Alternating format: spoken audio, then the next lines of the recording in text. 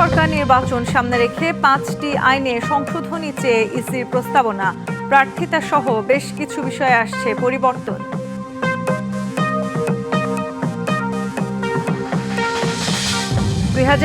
সালের হজ প্যাকেজ ঘোষণা, সরকারি ব্যবস্থাপনায় খরচ 6,15,265 টাকা, বিমান ভাড়া কমছে 24,000 টাকা।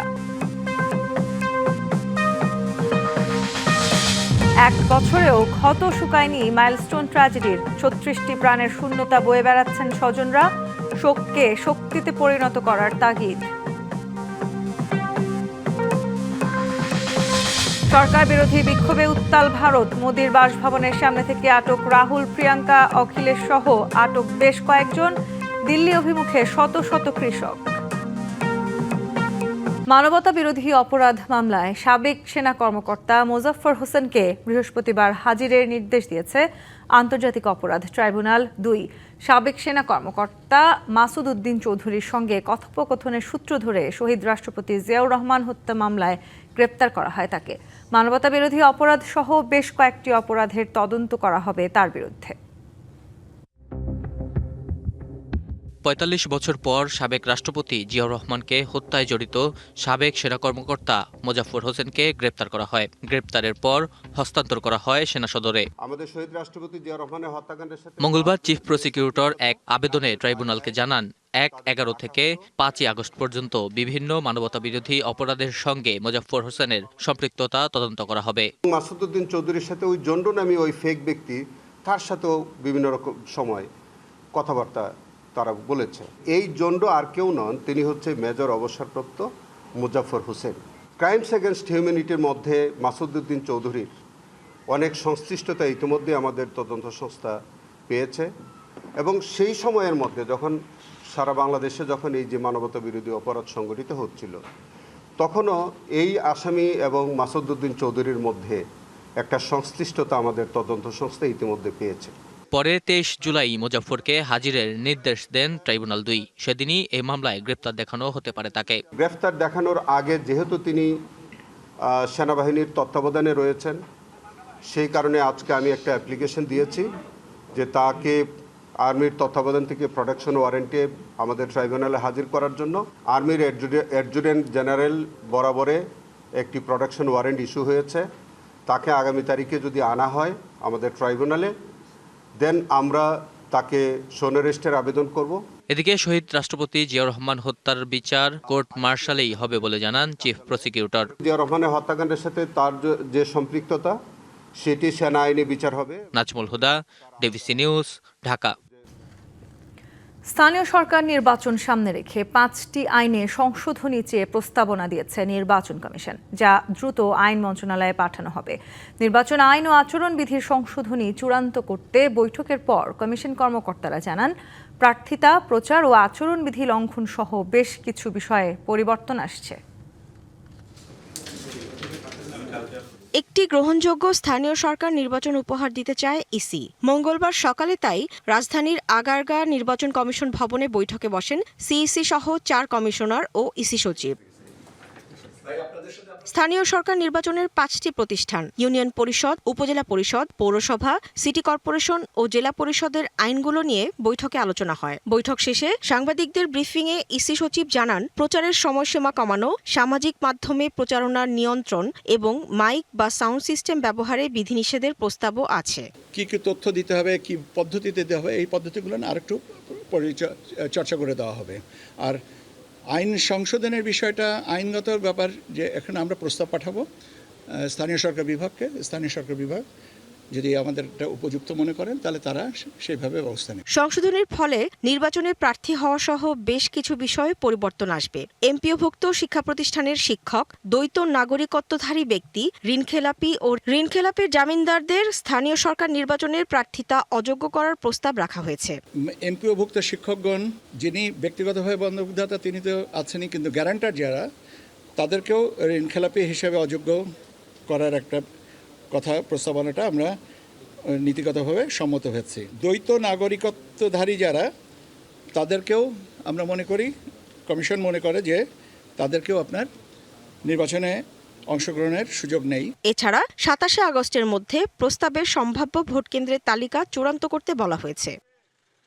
Humaira Farooqui, DBC news, Dhaka. মিথ্যা ও অপতথ্য ছড়ানো এবং সাইবার বুলিং প্রতিরোধে একটি আইনজীবী প্যানেল গঠন করেছে সরকার। এই প্যানেল কিভাবে কাজ করবে সে ব্যাপারে এক সপ্তাহের মধ্যে প্রজ্ঞাপন জারি করা হবে বলে জানিয়েছেন তথ্য উপদেষ্টা ডক্টর জাহিদুর রহমান। আরও জানান, শেখ হাসিনার বিরুদ্ধে কাস্টমস, ইমিগ্রেশন ও পাসপোর্ট আইনে মামলা হতে পারে। প্রধান ব্যাপার হচ্ছে ডিসইনফরমেশন। মঙ্গলবার সচিবালয়ে সরকারের নানা বিষয় তুলে ধরতে ও গণমাধ্যমের সাথে প্রশ্ন উত্তর পর্বে অংশ নিতে নিয়মিত এই সংবাদ সম্মেলন। এটা রাষ্ট্র বা সরকারের দায়িত্ব আছে যে সে মানুষকে লিটারেট করবে। এতে প্রধানমন্ত্রীর উপদেষ্টা ডাক্তার জাহিদুর রহমান জানান, যারা অপতথ্য ছড়ায় ও সাইবার বুলিং করে তাদের বিরুদ্ধে আইনি ব্যবস্থা নিতে একটি আইনজীবী প্যানেল তৈরি করেছে তথ্য মন্ত্রণালয়। তথ্যের নামে আমাদের উপরে যে ধরনের অত্যাচার বা অন্যায় হয়, আমরা যে কেউ ডিসইনফরমেশনের শিকার হতে পারি, আমরা যে কেউ মারাত্মক মিথ্যা সাইবার বুলিং এর শিকার হতে পারি, আমরা ফেক ছবি, ফেক ভিডিওর শিকার হতে পারি। সেই রকম মানুষদের জন্য সুখবর হচ্ছে এই আইনজীবী প্যানেল যেটার কথা বলা হয়েছিল, এটা গঠন সম্পূর্ণ হয়েছে। এক প্রশ্নের জবাবে উপদেষ্টা বলেন, কাস্টমস, ইমিগ্রেশন ও পাসপোর্ট আইন লঙ্ঘনের অভিযোগে সাবেক প্রধানমন্ত্রী শেখ হাসিনার বিরুদ্ধে মামলা হতে পারে। উনি আইসিটিতে মানবতা বিরোধী অপরাধের জন্য অভিযুক্ত এবং উনি দণ্ডপ্রাপ্ত হয়েছেন মৃত্যুদণ্ড। সম্ভবত এই কারণে প্রতিষ্ঠানগুলো আর নতুন করে এটা করেনি। কিন্তু আমি একমত যে এখানে যেখানে আইন ভঙ্গ হয়েছে সেটার অন্তত একটা প্রাতিষ্ঠানিক রেকগনিশন দরকার। যিনি এই আইনগুলো ভঙ্গ করেছেন সেটা নিশ্চয়ই সরকার করবে। বর্তমান সরকার গুম ও বিচার বহির্ভূত হত্যাকে সামান্যতম প্রশ্রয় দেবে না বলেও জানান প্রধানমন্ত্রীর এই উপদেষ্টা। সরকারের অগোচরে ঘটনা ঘটে যাচ্ছে। শাহ ইমন, ডিবিসি নিউজ, ঢাকা। দেশে বর্তমানে ৪৫ লাখ মামলা চলমান আছে। এই তথ্য জানিয়ে মামলার আগে মধ্যস্থতা কার্যক্রমে সংশ্লিষ্টদের সহায়তার আহ্বান জানিয়েছেন আইনমন্ত্রী মোহাম্মদ আসাদুজ্জামান। পারিবারিক সহিংসতা আইন, যেখানে আপনার স্টেট অ্যাকুইজিশন টেনেন্সি অ্যাক্টের আন্ডারে আপনার প্রিএমশনের টার্গেট, এই ধারাবাহিকতা 62.02% যে ড্রপ 3 মাসে হয়েছে, এটা যদি কন্টিনিউ করে তাতে যা আসবে। ২০২৭ সালের হজ যাত্রায় বিমান ভাড়া কমানো হলেও সার্বিকভাবে বেড়েছে প্যাকেজের খরচ। হজ প্যাকেজ ঘোষণা করে ধর্মমন্ত্রী জানান, হজ যাত্রীদের বিমান ভাড়া ১,৫৪,০০০ টাকা থেকে কমিয়ে ১,৩০,০০০ টাকা নির্ধারণ করা হয়েছে। মন্ত্রী দুটি হজ প্যাকেজ ঘোষণা করে জানান, এবার প্যাকেজ ১-এর খরচ ধরা হয়েছে ৬,১৫,২৬৩ টাকা এবং প্যাকেজ ২-এর খরচ ধরা হয়েছে ৫,০৫,৬৪৮ টাকা। পবিত্র হজ পালনের আগে প্রতি বছরই সরকারি ও বেসরকারিভাবে প্যাকেজ ঘোষণা করা হয়। তারই ধারাবাহিকতায় মঙ্গলবার সকালে সচিবালয়ে সংবাদ সম্মেলন করে নতুন হজ প্যাকেজ ঘোষণা দেন ধর্মমন্ত্রী। ২০২৭ সালের হজ প্যাকেজ, হজ ব্যবস্থাপনা সংক্রান্ত নির্বাহী কমিটির অনুমোদন ক্রমে এবছর সরকারি মাধ্যমে দুটি হজ প্যাকেজ নির্ধারণ করে। প্যাকেজ ১-এর খরচ ধরা হয়েছে ৬,১৫,২৬৩ টাকা এবং প্যাকেজ ২-এর খরচ ধরা হয়েছে ৫,৫,৬৪৮ টাকা। হজযাত্রীদের উন্নত সেবা প্রদানের লক্ষ্যে সৌদি সরকারের মুদ্রা বিনিময় হার, খাওয়া এবং সার্বিক খরচ বেড়ে যাওয়ায় হজের সার্বিক খরচ কিছুটা বেড়েছে এবছর। হজ প্যাকেজ ১-এ অতিরিক্ত অর্থ পরিশোধ সাপেক্ষে রুম আপগ্রেডেশন এবং শর্ট প্যাকেজ সুবিধা নেওয়া যাবে। এই প্যাকেজ খরচ ধরা হয়েছে ৬,১৫,২৬৩ টাকা। মন্ত্রী জানান, ২০২৫ সালে বিমান ভাড়া ছিল ১,৬৭,০০০, যেখানে ২০২৬ সালে ছিল ১,৫৪,০০০। সেখানে এবার ২৪,০০০ টাকা কমিয়ে বিমান ভাড়া করা হয়েছে ১,৩০,০০০ টাকা। বিমান ভাড়াটা নির্ধারণ করে সবার সাথে কথা বলে আলোচনা করে।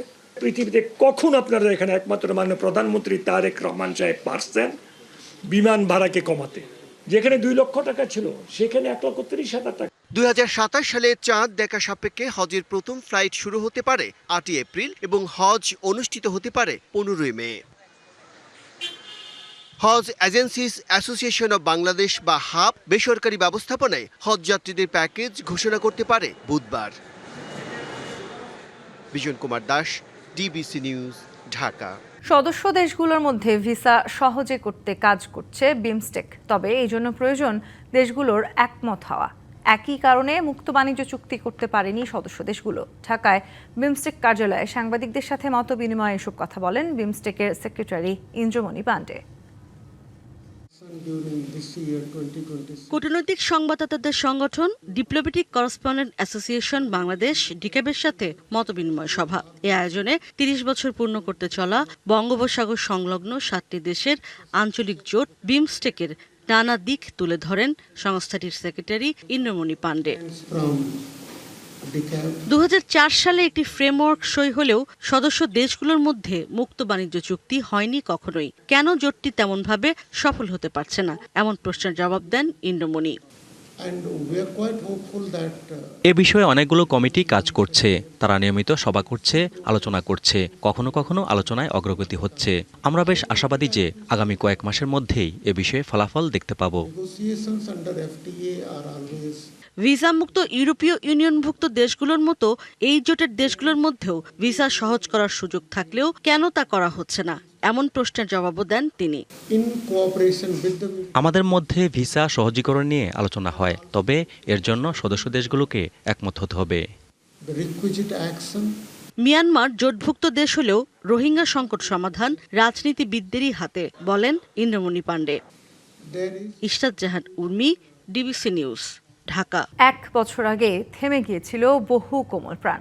সময় এগিয়েছে, নতুন শিক্ষাবর্ষ এসেছে, ক্লাসও চলছে, কিন্তু কিছু বেঞ্চ আজও যেন অপেক্ষায় পরিচিত মুখগুলোর জন্য। উত্তরার মাইলস্টোন স্কুল অ্যান্ড কলেজে আজ ছিল শুধু নীরব অশ্রু। শ্রদ্ধায় স্মরণ করা হয় সেদিনের মর্মান্তিক বিমান দুর্ঘটনায় নিহতদের। কিছু শূন্যতা চোখে দেখা যায় না, শুধু অনুভব করা যায়। কিছু কান্নার শব্দ হয় না, নীরবতাতেই রয়ে যায়।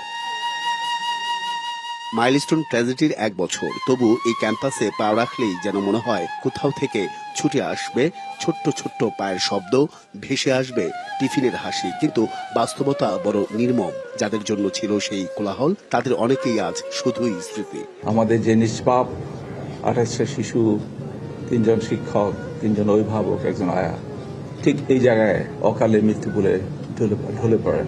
দুর্ঘটনা কবলিত ভবনের সামনে সারিবদ্ধ হয়ে দাঁড়ান শিক্ষক, কর্মকর্তা আর কর্মচারীরা। হাতে সাদা ফুল, চোখে অশ্রু, চলে নীরব প্রার্থনা। যারা নিজের চোখে দেখছে এই আগুন ধোয়া, তারা তো অলরেডি অনেক ট্রমাটাইজড। তো এখনের যে পরিস্থিতি, এখন হচ্ছে স্বাভাবিক বলতে গেলে, আগের থেকে অনেক বেটার। বিল্ডিংটার সামনে দাঁড়িয়ে আমাদের ঠিকই ডিউটিটা দিচ্ছি, কিন্তু মনে হচ্ছে আমার চোখের সামনে ঠিক 1 বছরের কাহিনীটা ভাসতেছে। সেই বাচ্চাদের আর্তনাদ, সেই আগুন লেগে যাওয়া, প্লেন পড়া, ঠিক মনে হচ্ছে যে এগুলো আমার সব চোখের সামনে দিয়ে ভাসতেছে। ক্যাম্পাস জুড়ে হারিয়ে যাওয়া শিক্ষার্থীদের ছবি, পাশে সহপাঠীদের হাতে লেখা চিঠি, অসমাপ্ত কিছু গল্প আর বুক ভাঙা কিছু স্মৃতি। প্রতিটি ছবির দিকে তাকালেই মনে হয় তারা হয়তো ডাকলেই আবার ক্লাসে ফিরে আসবে। প্লেনের শব্দটা শুনলে আমার অনেক খারাপ লাগে, মানে চিৎকার দিয়ে উঠি, মানে প্লেনের আওয়াজটা শুনলে আমার ভয় লাগে একটু বেশি। আমি ওই দিন বারান্দায় ছিলাম ওই বিল্ডিং এ, আর আমার 40+ বারান্দা। যখন যুদ্ধ বিমান যায় তখন একটু বেশি শব্দ হয়, তখন একটু ভয় লাগে। 1 বছরেও শুকায়নি কোনো মায়ের চোখের জল, থামেনি বাবার অপেক্ষা। শিক্ষক ভুলতে পারেননি প্রিয় শিক্ষার্থীর শেষ হাসি, বন্ধু মেনে নিতে পারেনি খালি হয়ে যাওয়া পাশের বেঞ্চটি। ওর মেইন সমস্যাটা হচ্ছে ও এত ট্রমাটাইজড যে ওর PTSD, OCD এগুলো হয়ে গেছিল, যার জন্য ওকে মানসিক হাসপাতালে ভর্তি করা হয়েছিল। বিমানের ত্রুটি ছিল, পাইলটের অজ্ঞতা ছিল, যে কমান্ড দিয়েছে তার কমান্ডিং এর প্রবলেম ছিল। বাট এইসবের জন্য তো আমাদের নিষ্পাপ বাচ্চাগুলো কেন দায়ী থাকবে? আমাদের এতগুলো বাচ্চা মারা গেছে। এই শোকের অংশ হিসেবে উত্তরা সহ মাইলস্টোন স্কুল অ্যান্ড কলেজের 16টি শাখায় পালন করা হয় 1 দিনের ছুটি। অভিভাবকদের দাবি এখনো মূল্যায়ন হয়নি, তাই নতুন সরকারের দিকে তাকিয়ে তারা। নতুন সরকারের কাছে আমার চাওয়া হয়েছে আমাদের এটা হেলথ খাত দক, ভালো চিকিৎসাটা করো, কোনো উন্নত চিকিৎসা করো, আর ভবিষ্যৎ উনি যেন লেখাপড়া করিয়া দেন, ভবিষ্যৎ একটা সরকারি চাকরি পাই মতন ওনারা এটা ব্যবস্থা করিয়া দেন। 1 বছর পেরিয়ে গেছে, সময় এগিয়েছে, জীবনও থেমে নেই। কিন্তু ক্যাম্পাসের কিছু বেঞ্চ, কিছু করিডোর আর কিছু হৃদয় আজও ঠিক 1 বছর আগের সেই বিকেলেই আটকে আছে, যেখানে প্রতিটি ফুল নীরবে বলে যায় তোমরা নেই, কিন্তু তোমাদের স্বপ্ন, হাসি আর স্মৃতি কখনো হারিয়ে যাবে না। Ariful Islam, DBC news, Dhaka. ভয়ভীতি জয় করে মানবতার সেবায় এগিয়ে আসার উদাহরণ হয়ে থাকবে মাইলস্টোন ট্র্যাজেডি। রাজধানীতে এক স্মরণ সভায় কথা বলেছেন জিয়াউর রহমান ফাউন্ডেশনের vice president doctor Zubaida Rahman. আর মর্মান্তিক ওই দুর্ঘটনায় আহতদের উন্নত চিকিৎসার প্রয়োজন হলে সর্বোচ্চ সহযোগিতা দেওয়ার কথা জানিয়েছেন স্বাস্থ্যমন্ত্রী।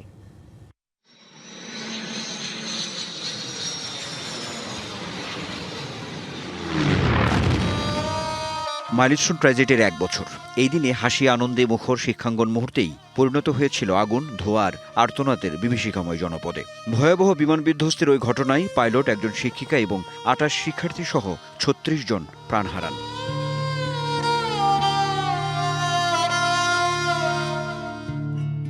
দিনটি উপলক্ষে জাতীয় বার্ন অ্যান্ড প্লাস্টিক সার্জারি ইনস্টিটিউটে স্মরণসভায় প্রিয় সন্তান ও স্বজনহারাদের হৃদয় বিদারক আর্তনাদে প্রাণ কাঁদে সবার। আমি এমন একটা সন্তান হারিয়েছি যে এই কষ্টের মাঝে শুয়ে শুয়েও আমার কথা চিন্তা করেছে, আমাদের কথা চিন্তা করেছে। সেদিনের সেই ভয়াবহ ছবি আর মনে করতে চাই না। আমার পূর্বের আকার তো আর ফেরত পাবো না। যারা নীতি নির্ধারক আছে তাদের উচিত এই জিনিসগুলোকে পুঙ্খানুপুঙ্খানুভাবে আমলে আনা। মাইলস্টোন ট্র্যাজেডিতে ক্ষতিগ্রস্ত ও আহতদের পাশে থাকার কথা বলেন স্বাস্থ্যমন্ত্রী। যারা এখনো ফলো আপে আছে, আমাদের ডাক্তাররা নিষ্ঠার সাথে বার্ন ইউনিটে কাজ করে যাচ্ছেন, তাদের জীবনের উন্নতির জন্য এবং রিহেবিলিটেশনের জন্য যদি কিছু করতে হয়, ইনশাল্লাহ আমরা আমাদের সরকারের পক্ষ থেকে করব।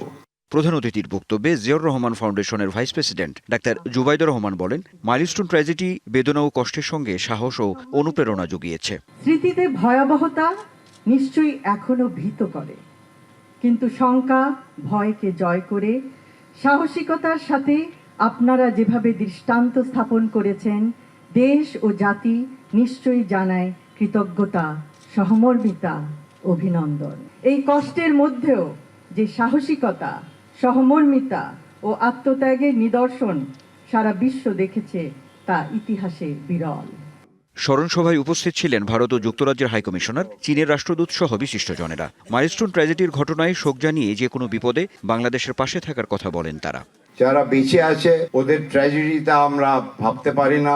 We may continue to stand together as close neighbors and as people bound by deep ties of history, humanity and friendship. ঘটনাটি খুবই ভয়াবহ ও হৃদয় বিদারক ছিল। বাংলাদেশি চিকিৎসকদের সঙ্গে একদল চীনা চিকিৎসক কাজ করেছিল। যে কোনো বিপদে চীন বাংলাদেশের পাশে থাকবে। পরে মাইলস্টোন বিমান দুর্ঘটনায় নিহত আহতদের স্বজনদের খোঁজ খবর নেন doctor Zubaida Rahman. Anwar Hossain, DBC news, Dhaka. রাষ্ট্রপতি মোহাম্মদ শাহাবুদ্দিনের সঙ্গে বিদায়ী সাক্ষাৎ করেছেন নৌবাহিনী প্রধান অ্যাডমিরাল এম নাজমুল হাসান। দুপুরে বঙ্গভবনে সাক্ষাৎ করে দায়িত্ব পালনকালে সহযোগিতা প্রদানের জন্য রাষ্ট্রপতির প্রতি কৃতজ্ঞতা জানান তিনি। এ সময় তিনি নৌবাহিনীর সার্বিক উন্নয়ন কর্মকাণ্ড সম্পর্কে রাষ্ট্রপতিকে অবহিত করেন।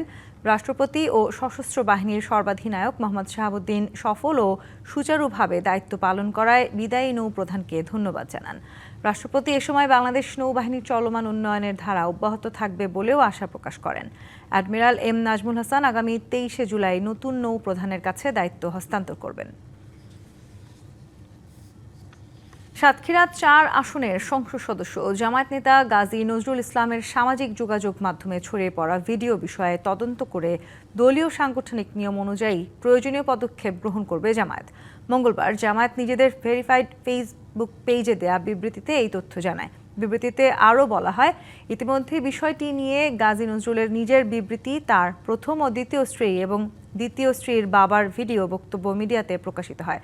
সম্প্রতি জামায়াত নেতা গাজী নজরুল ইসলামের সঙ্গে এক তরুণীর ব্যক্তিগত মুহূর্তের একটি ভিডিও ছড়িয়ে পড়েছে। 20শে জুলাই রাত থেকে ভিডিওটি সামাজিক যোগাযোগ মাধ্যমে ছড়িয়ে পড়ে বিতর্ক। বাগেরহাটের চিতলমারী ও ফকিরহাটে জাতীয় নাগরিক পার্টি উপজেলা শাখার উদ্যোগে জুলাই পদযাত্রা ও পথসভা অনুষ্ঠিত হয়েছে। বিকেলে উপজেলা শহীদ মিনার চত্বরে আয়োজিত এই কর্মসূচিতে দলের কেন্দ্রীয় ও স্থানীয় নেতাকর্মীরা অংশ নেন। পদযাত্রা শেষে অনুষ্ঠিত পথসভায় বক্তারা দলের সাংগঠনিক কার্যক্রম আরও শক্তিশালী করার উপর গুরুত্বারোপ করেন। পাশাপাশি জুলাই আন্দোলনের চেতনা ধারণ করে গণমানুষের অধিকার প্রতিষ্ঠায় নেতাকর্মীদের ঐক্যবদ্ধভাবে কাজ করার আহ্বান জানান। বক্তারা বলেন, জনগণের অধিকার প্রতিষ্ঠা, সুশাসন নিশ্চিতকরণ এবং গণতান্ত্রিক মূল্যবোধ সমুন্নত রাখতে এনসিপির সাংগঠনিক কার্যক্রম তৃণমূল পর্যায়ে আরও বিস্তৃত করা হবে। কর্মসূচিতে জেলা, উপজেলা ও বিভিন্ন ইউনিয়ন থেকে আগত দলীয় নেতাকর্মী এবং সমর্থকেরা অংশ নেন। কুমিল্লা ভিক্টোরিয়া সরকারি কলেজের ছাত্রী ও নাট্যকর্মী সোহাগী জাহান তনু হত্যা মামলায় আরও 2 সন্দেহভাজন সাবেক সেনা সদস্য জাহিদুল ও রাব্বির ডিএনএ সংগ্রহের নির্দেশ দিয়েছে আদালত। মঙ্গলবার এই 2 সাবেক সেনা সদস্যের ডিএনএ সংগ্রহের নির্দেশের বিষয়টি নিশ্চিত করেন মামলার তদন্ত কর্মকর্তা পিবিআই পরিদর্শক তারিকুল ইসলাম। এর আগে এই মামলার প্রধান আসামি সন্দেহভাজন অবসরপ্রাপ্ত sergeant Zahid, warrant officer Hafizur Rahman ও সৈনিক শাহিনুল আলমের ডিএনএ নমুনা সংগ্রহ করে ক্রস ম্যাচ করা হয়। এদিকে তনু হত্যা মামলার প্রধান সন্দেহভাজন অবসরপ্রাপ্ত সার্জেন্ট জাহিদুজ্জামান ও সাবেক সেনা সদস্য শাহিন আলমের বিরুদ্ধে ইন্টারপোলের রেড নোটিশ জারির নির্দেশ দেয় আদালত। সরকার বিরোধী বিক্ষোভে উত্তাল ভারত। প্রশ্ন ফাঁসের বিরুদ্ধে প্রতিবাদ জানাতে গিয়ে আটক হয়েছেন কংগ্রেসের 2 শীর্ষ নেতা রাহুল গান্ধী ও প্রিয়াঙ্কা গান্ধী এবং সমাজবাদী পার্টির নেতা অখিলেশও। মঙ্গলবার প্রধানমন্ত্রী নরেন্দ্র মোদীর সরকারি বাসভবনের সামনে অবস্থান কর্মসূচি থেকে তাদের পুলিশ তুলে নিয়ে যায়। এদিকে যুক্তরাষ্ট্রের সঙ্গে বাণিজ্য চুক্তির প্রতিবাদে মহাসমাবেশে অংশ নিতে দিল্লি অভিমুখে যাত্রা শুরু করেছে কয়েকশো কৃষক। বিষয়ে আরও জানাতে কলকাতা থেকে যুক্ত হচ্ছেন সহকর্মী বিশ্বনাথ দাস। বিশ্বনাথ, ভারতের এখন যে পরিস্থিতি আমরা দেখতে পাচ্ছি, বিশেষ করে দিল্লিতে যে পরিস্থিতি চলছে, সেই বিষয়ে আসলে সেখানকার সাধারণ জনগণ কি বলছেন, রাজনৈতিক বিশ্লেষক যারা আছেন তাদেরই বা মতামত কি? দেখুন, রাজনৈতিক বিশেষজ্ঞদের সেইভাবে মতামত এই মুহূর্তে পাওয়া যাচ্ছে না। তবে তারা বিভিন্ন গণমাধ্যম সকাল থেকে আমরা দেখেছি, তারা কিন্তু একের পর এক প্রতিক্রিয়া জানিয়েছে। মূলত যে বিরোধী রাজনৈতিক দল অর্থাৎ বিজেপি সরকারের বিপক্ষে যে সমস্ত রাজনৈতিক দল আছে, সেটি কংগ্রেস হতে পারে, তৃণমূল কংগ্রেস হতে পারে, লেফট হতে পারে, তারা কিন্তু এই যে গতকালের ঘটনা তা কিন্তু অত্যন্ত বর্বর বলেই মনে করছেন এবং ছাত্রদের ওপর যেভাবে নির্বিচারে পুলিশের লাঠিচার্জ, কাঁদানি গ্যাসের সেল পাঠানো হয়েছে তা কিন্তু কিছুতেই মেনে নেওয়া যায় না। এবং তার কারণের জন্যই কিন্তু আজকে রাহুল গান্ধী, প্রিয়াঙ্কা গান্ধী এর থেকে শুরু করে কংগ্রেসের শীর্ষ নেতৃত্বরা প্রধানমন্ত্রীর বাসভবন ঘেরাও করে এবং পরবর্তীতে সেখান থেকে তাদের বলপূর্বক সেখান থেকে পুলিশ তুলে নিয়ে যায়। এই মুহূর্তে আমার সঙ্গে বেশ কিছু সাধারণ মানুষ রয়েছেন এবং তারাই এই ঘটনা নিয়ে কি বলবেন। আচ্ছা, দিল্লিতে যে ঘটনা ঘটেছে সেই ঘটনাটাকে আপনারা কিভাবে দেখছেন? এটা অত্যন্ত নিন্দনীয় একটা ঘটনা, একটা নক্কারজনক ঘটনা। আমরা প্রত্যেকেই জানি যে আমাদের শিক্ষা হচ্ছে আমাদের জাতির একটা মেরুদণ্ড। সেই জায়গায় দিনের পর দিন এইভাবে একটা পেপার লিক হচ্ছে। প্রত্যেকটা পরীক্ষায় যারা বাচ্চারা পড়াশোনা করছে, পড়াশোনা করে কম্পিটিটিভ পরীক্ষাগুলো দিচ্ছে, নিট থেকে শুরু করে বিভিন্ন রকম পরীক্ষাগুলোতে যেভাবে দিনের পর দিন এই যে পেপার লিক হচ্ছে, সেখানে প্রত্যেকটা বাচ্চারা, প্রত্যেকটা স্টুডেন্ট তারা কিন্তু মানে মানসিকভাবে তারা ভেঙে পড়ছে। কত স্টুডেন্ট তো দেখছেন আপনারা, আমরা দেখতে পাচ্ছি যে তারা সুইসাইড করছে। তাদের পরিবারের কে দায় নেবে? এইভাবে দিনের পর দিন এভাবে চলতে পারে না। তার জন্য একখানা খুবই তারা আন্দোলনে নেমেছে। আর আন্দোলন তো করতেই হবে, আন্দোলন করা সকলের অধিকার আছে। কিন্তু কালকে যে ঘটনা হলো, কালকে যেভাবে স্টুডেন্টদের ওপরে একটা দিল্লির বুকে নির্মম অত্যাচার হলো, তার আমি তীব্র প্রতিবাদ জানাচ্ছি। এরকম নক্কারজনক ঘটনা না, তারা যে দাবিটা করছে মূলত যে শিক্ষামন্ত্রীর পদত্যাগ, আপনিও কি সেই একই দাবি? আমার মতো তাই। কেননা যদি শিক্ষামন্ত্রী থাকাকালীন দিনের পর দিন এইভাবে পেপার লিক হচ্ছে, দিনের পর দিন শিক্ষা ব্যবস্থা এভাবে ভেঙে পড়ছে, সেইখানে সাধারণ মানুষ হিসাবে এবং প্রত্যেকটা স্টুডেন্ট যে দাবি করছে এবং আমাদের আমরা দেখছি সোনাম ওয়াংচুককে যেভাবে ওখান থেকে তুলে নিয়ে যাওয়া হলো, তিনি অনশন করছেন, তার অনশনকে একেবারে আমার সঙ্গে আরেকজন ভাই আছে। আপনি কি করেন? এই যে গতকাল দিল্লির ঘটনা ঘটলো, সেটাকে কিভাবে দেখছেন একজন ভারতীয় নাগরিক হিসেবে? এটা স্বৈরতন্ত্র চলছে ভারতবর্ষের বুকে। কারণ যেভাবে গতকাল একটা গণতান্ত্রিক আন্দোলনের উপর আক্রমণ করা হয়েছে, সেটা ভারতের গণতন্ত্র বা সংবিধানের পক্ষে একদম স্বচ্ছ বা ভারতের গণতন্ত্রের পক্ষে পরিপন্থী নয়। আমরা এই ভারতবর্ষকে দেখে আসি গত 15 বছর ধরে বিজেপি এবং মোদী সরকার যেভাবে একেবারে আপনিও কি শিক্ষামন্ত্রীর পদত্যাগ দাবি করছেন? একদম একদম একেবারেই সাধারণ মানুষের মধ্যেও কিন্তু সেই ক্ষোভটা কিন্তু আমরা দেখতে পাচ্ছি। যেভাবে চাকরি পরীক্ষায় দুর্নীতি বা প্রশ্নপত্র ফাঁসের অভিযোগ উঠছে, সেইখানে সাধারণ মানুষই কিন্তু বলছেন এই ছাত্রদের যে আন্দোলন তা কিন্তু যথাযথ এবং ভারতের শিক্ষামন্ত্রীর পদত্যাগ তারাও কিন্তু দাবি করছেন। বিশ্বনাথ, ধন্যবাদ আপনাকে। শুরু হলো নতুন করে স্পোর্টসের জাতীয় পর্যায়ের প্রতিযোগিতা। রাজধানীর মিরপুরের সৈয়দ নজরুল ইসলাম সুইমিং কমপ্লেক্সে সাঁতার প্রতিযোগিতার মধ্য দিয়ে জাতীয় পর্বের উদ্বোধন করেন যুব ও ক্রীড়া প্রতিমন্ত্রী আমিনুল হক। অনুষ্ঠানে যুব ও ক্রীড়া প্রতিমন্ত্রী মোহাম্মদ আমিনুল হক বলেন, প্রধানমন্ত্রীর সার্বিক দিক নির্দেশনায় মে মাসে সিলেট থেকে নতুন করে স্পোর্টসের যাত্রা শুরু হয়েছিল। উপজেলা ও জেলা পেরিয়ে বিভাগীয় ধাপ সফলভাবে শেষ করে এখন জাতীয় পর্যায়ে চূড়ান্ত খেলাগুলো অনুষ্ঠিত হচ্ছে। জাতীয় পর্যায়ে ও বিভিন্ন ইভেন্টে অসাধারণ নৈপুণ্য দেখানো ক্ষুদে ক্রীড়াবিদদের চিহ্নিত করে বিকেএসপিতে ভর্তির ব্যবস্থার কথা জানিয়েছেন ক্রীড়া প্রতিমন্ত্রী। এবার আর্জেন্টিনার বিরুদ্ধে তদন্তে নেমেছে ফুটবলের সর্বোচ্চ নিয়ন্ত্রক সংস্থা ফিফা। শিরোপা হাতছাড়ার পর বড় শাস্তির মুখে পড়তে যাচ্ছে আর্জেন্টিনার ফুটবলাররা। এর মধ্যে একজন আইনজীবীও নিয়োগ দিয়েছে ফিফার ডিসিপ্লিনারি কমিটি। নিউ জার্সি স্টেডিয়ামে তখন বিশ্বজয়ের উৎসবে স্প্যানিশরা, কিন্তু উদযাপনের সেই মুহূর্তেই মাঠে ছড়িয়ে পড়ে উত্তেজনা, যার মূল কেন্দ্রে Argentine midfielder Leandro Paredes. Match শেষে এই midfielder Spanish defender Eric Garcia ও গাভির সাথে বাগবিতণ্ডায় জড়ান। মুহূর্তেই তার রূপ নেয় ধাক্কাধাক্কি ও হাতাহাতিতে। প্রথমে গার্সিয়ার গলা চেপে ধরেন, পরে গাভিকে মাটিতে আছড়ে ফেলে চেপে ধরেন পারেদেস। পরিস্থিতি নিয়ন্ত্রণে আনতে বেশ বেগ পেতে হয় দুদলের খেলোয়াড় ও কোচিং স্টাফদের। পরে অবশ্য দলটির প্রধান কোচ স্কালোনি এসে পরিস্থিতি সামাল দেন। ঘটনার পর বিশ্ব ফুটবলের নিয়ন্ত্রক সংস্থা ফিফা বিষয়টিকে গুরুত্বের সঙ্গে দেখছে।